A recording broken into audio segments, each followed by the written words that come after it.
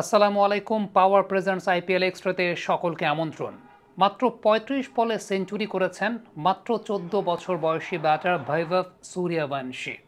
বাংলাদেশের ১৪ বছর বয়সী একজন ক্রিকেটার এই মুহূর্তে কী করছেন একটু চিন্তা করতে পারবেন।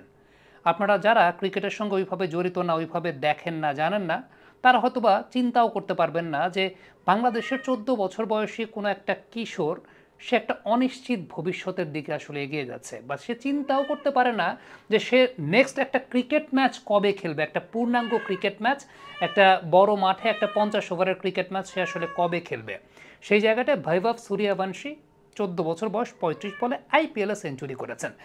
আমি জাস্ট তার ব্যাটিংয়ের একটা স্টান্স, একটা টেকনিক্যাল জায়গা আপনাদেরকে একটু দেখাই যে ব্যাটটাকে হোল্ড করেছেন কোথা থেকে। ব্যাটটাকে ধরেছেন তিনি তার সেকেন্ড থাই থেকে ব্যাটটাকে ধরে ব্যাট সুইং করছেন। তার যে এই যে ব্যাট সুইংটা এত প্রমিনেন্ট, তার অন্যতম বড় কারণের জায়গাটা হচ্ছে যে মডার্ন ডে কোচিং মেথডে ধরেন আগে যেটা ছিল যে প্রথম থাই থেকে ব্যাটিং করতেন সচিন টেন্ডুলকাররা, বা দুই থাইয়ের মাঝ বরাবর ব্যাটের হোল্ডিং পজিশনটা রাখতেন। এখন ব্যাটসম্যানদের আসলে হোল্ডিং পজিশনটা থাকে সেকেন্ড থাই বরাবরই। বাংলাদেশের ১৪ বছর বয়সী কোনো ছেলে এটা জানে কি না আমাদের এইচ লেভেলের বা ডোমেস্টিক লেভেলের সার্কিটে, সেটা অনেক বড় একটা কোশ্চেনের জায়গা। এবং চোখে আঙুল দিয়ে বৈভব সূর্যবংশীর এই ইনিংসটা আসলে দেখিয়ে দিচ্ছে তারা আসলে কোথায় আছে, তাদের ক্রিকেটটা আসলে কোথায় আছে। একটা ইনফ্রাস্ট্রাকচার, একটা কঠিন ইনফ্রাস্ট্রাকচার কতখানি প্লেয়ার প্রডিউস করতে সক্ষম। এই সূর্যবংশীকে আমি প্রথম দেখি আসলে অস্ট্রেলিয়া আন্ডার ১৯ এবং ইন্ডিয়া আন্ডার ১৯-এর মধ্যকার একটা ইয়ুথ টেস্ট ম্যাচে। এই ইয়ুথ টেস্টটা অস্ট্রেলিয়া বলেন, ইন্ডিয়া বলেন, ইংল্যান্ড বলেন, তারা নিয়মিতভাবেই খেলে আন্ডার ১৯ লেভেলে। হ্যাঁ, আন্ডার ১৯ লেভেল একটা ডেভেলপমেন্ট লেভেল, এবং সেই ডেভেলপমেন্ট লেভেলের জন্য তাদেরকে ইয়ুথ টেস্ট ম্যাচ খেলানো হয় রাদার দেন ওই যে আন্ডার ১৯ ওয়ার্ল্ড কাপে পার্টিসিপেট করবে। সেটা তো একটা world cup, just it's a procedure. কিন্তু তারা এটাকে একটা ডেভেলপমেন্ট প্রসেস হিসেবে চিন্তা করে তাদেরকে লঙ্গার ভার্সনের ম্যাচ খেলায়, ইয়ুথ টেস্ট খেলায়। বাংলাদেশ সর্বশেষ ২০২৩ এবং ২০২২ সালে ইয়ুথ টেস্ট খেলেছে। চিন্তা করে দেখেন, এই ২ বছরে আমরা ইয়ুথ টেস্টের ব্যাপারে চিন্তা করিনি। মানে আমাদের নতুন ক্রিকেট বোর্ড, দুজন সদস্য নতুন এসেছেন এনএসসি ডিরেক্টরশিপ নিয়ে, জনাব ফারুক আহমেদ এবং জনাব নাজমুল আবেদিন ফাহিম। এই আজিজুল হাকিম তামিমদের এই ব্যাচটায় যে ইয়ুথ টেস্ট ম্যাচ খেলানো উচিত, তারা যে ইয়ুথ টেস্ট ম্যাচ খেললে তাদের স্কিলটা আর একটু শার্প হতে পারে, স্কিলটা শার্প করার দরকার, বা স্কিল শার্প করার জন্য ইয়ুথ টেস্ট ম্যাচ খেলা দরকার, আমরা এই পরিকল্পনার জায়গাটা আসলে কখনোই দেখতে পাই নাই তাদের কাছ থেকে। এবং তারা আসার পরও, তারা যখন আগে ক্রিকেট বোর্ডে ছিলেন না, তখন তারা এই ব্যাপারগুলো নিয়ে অনেক আলোচনা করতেন, বাট তারা আসার পর দৃশ্যমান পরিবর্তন হয়নি। ভিনু মানকার ট্রফি, যেটা আসলে তাদের আন্ডার ১৯ লেভেলের ট্রফি, সেখানে বিহারের হয়ে তিনি ৩৯৩ রান করেছিলেন বৈভব সূর্যবংশী। তারপর বিহারের সিলেক্টররা চিন্তা করেছেন যে তাকে আসলে ১৯ লেভেলে কেন বা আন্ডার ২৩ লেভেলে কেন, বিহারের মূল রঞ্জি টিমেই তাকে সুযোগ দিয়ে দেয়। এবং তিনি এক বছরে ৫০টা সেঞ্চুরি করেছেন। মূল কথা হচ্ছে ৫০টা সেঞ্চুরি করতে ম্যাচ কতগুলো খেলা লাগে, মানে মিনিমাম ৬০-৭০টা ৮০টা ম্যাচ তো তিনি খেলেছেন।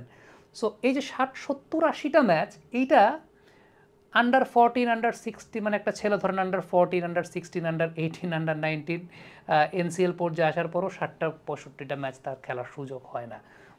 তাদের ক্রিকেট স্ট্রাকচারের জায়গাটা ওইরকম। দেখেন, আমরা পাওয়ার জেনারেশন, শক্তি চুমুকে অ্যাকশন, পাওয়ার চুমুকে action.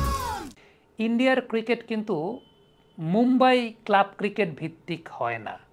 Indian cricket entire India ভিত্তিক, রাজ্য ভিত্তিক ক্রিকেটের ভিত্তিতে তাদের লিস্টে বলেন, রঞ্জি ট্রফি বলেন, সব কিছু। আমাদের এখানে লিস্টে ক্রিকেটটা, আমাদের গঠনতন্ত্রটাই এইভাবে সেট করা হয়েছে যে সব ক্লাব ক্রিকেট ভিত্তিক কাউন্সিলরশিপ ইলেকশনের রূপরেখা এবং ক্লাব ক্রিকেট ভিত্তিক আমাদের লিস্টে ক্রিকেট। এখন খুব দুঃখের সঙ্গে একটা বিষয় বলতে হয়, সেটা হচ্ছে যে আমাদের ক্রিকেট বোর্ডের সম্মানিত প্রেসিডেন্ট, তারপর জনাব নাজমুল আবেদিন ফাহিম স্যার, তারা যখন আজ থেকে ৭ মাস আগে এসেছিলেন, তাদের একটা নির্বাচনী বলবো না, তাদের এখানে আসার সময়কার একটা প্রতিশ্রুতির জায়গা ছিল যে বিসিবির গঠনতন্ত্রটা পরিবর্তন হবে, বিসিবির গঠনতন্ত্রটা পরিবর্তন করবেন। ৭ মাসেও সেই গঠনতন্ত্রটা পরিবর্তন করা যায়। এবং আপনি লিখে নেন যে এখন যদি না হয়, এখন যদি আপনি পরিবর্তন করতে না পারেন, আপনি কখনোই আর পরিবর্তন করতে পারবেন না, কখনোই এটা পরিবর্তন হবে না। এখন এই দায় কিন্তু আসলে বাংলাদেশ ক্রিকেট বোর্ডের সম্মানিত সভাপতি তিনি এড়াতে পারবেন না। হ্যাঁ, এই যে ধরুন মোহামেডান দলটা এরকম ফেভার পাচ্ছে, মোহামেডান ফেভার পাচ্ছে, সেখানে বলা হবে বা বলা হচ্ছে যে এই জায়গাটায় ডেফিনেটলি আমরা সবাই জানি যে মোহামেডান ক্লাবের কনভেনার যিনি আছেন, বিসিবির একজন প্রভাবশালী পরিচালক জনাব মাহবুব আনাম, আহ, তিনি সেই জায়গাটায় প্রেশার ক্রিয়েট করেন বা ক্রিকেট পারে এরকম কথা প্রচলিত আছে। এখন কথা হচ্ছে যে ওই জায়গাটা সম্মানিত বিসিবির প্রেসিডেন্ট কেন মেনে নিচ্ছেন?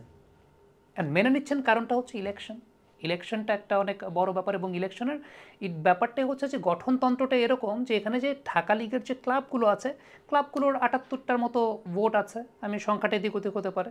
সো ওই ভোটের জয়ের জন্য সেদিকে হাতে রাখতে হবে সব কিছু মিলে। এইভাবে যদি একটা দেশের ক্রিকেট চিন্তা করা হয়, দিন শেষে ক্রিকেটটা আর ক্রিকেট থাকে না, ক্রিকেটটা দিন শেষে পলিটিক্স হয়ে যায়। আর আমরা যারা ক্রিকেট নিয়ে কাজ করি, আসলে আমাদের জন্য ক্রিকেটটা যখন পলিটিক্স হয়ে যায়, এই জায়গাটা যখন অন্য অনেক বিষয়ের আলোচনা চলে আসে, দিন শেষে মাঠের ক্রিকেট না, ধরেন অন্য ব্যক্তিগত জীবনে কে কী করেছে সেটা আমার দেখার বিষয় না, সেটা আমার জানারও বিষয় না, আমার জানার দরকারও নেই। কিন্তু দিন শেষে সেটা যখন ক্রিকেটের উপর ইম্প্যাক্ট ফেলে, ক্রিকেটটাকে যখন যে জায়গাটা আসল গোড়ায় ঠিক রাখা দরকার সেই জায়গাটা যখন ঠিক না হয়, তখন তো সেই বিষয়গুলো কষ্ট লাগে। এখন ওই যে বৈভব সূর্যবংশীর এই ইনিংসটা, এগুলো আসলে আমাদেরকে এই চোখগুলোই খুলে দেয় যে ওই দেশে 14 বছর বয়সে এটা সম্ভব, আমাদের দেশে 14 বছর বয়সে মানে ছেলেমেয়েরা জানেই না যে ক্রিকেট দিয়ে কী করবে, ওই রূপরেখাটাই আসলে নেই। কমেন্ট বক্সে মন্তব্য মতামত জানতে চাই।